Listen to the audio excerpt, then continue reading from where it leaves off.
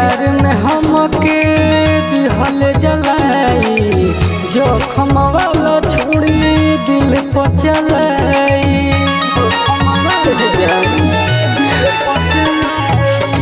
प्यार में हमके दिहल जलाई, जोखम वाला छुरी दिल पर चलाई। नहीं के हमारा पी गइल घोर के, विवाह में तोरा पोछता नीलोर के, दिन रात में रोई रे गोरी, तोहर याद हमके मुआई रे गोरी, तोहर याद हमके मुआई।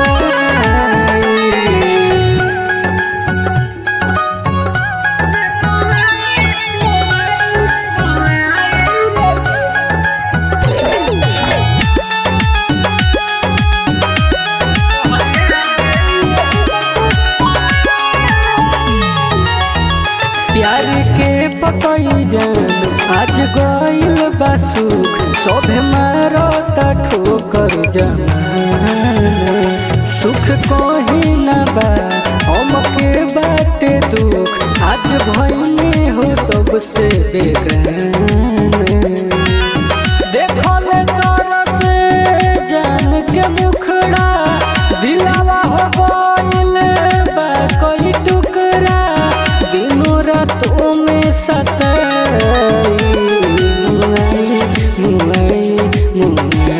रे गोरी, तोहर याद हमके मुआई रे गोरी, तोहर याद हमके मुआई।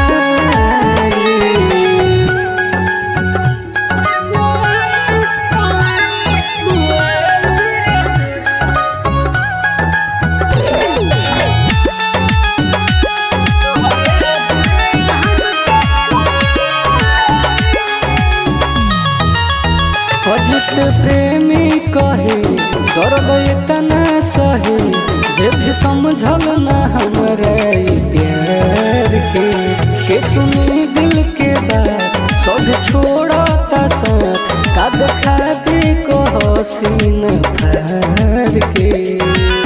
दुनिया बिरान बा सभे अनजान बा, हमर न धरती ना आसमान बा, मिले ना दिल के दवाई। मुआई रे गोरी, तोहर याद हमके मुआई।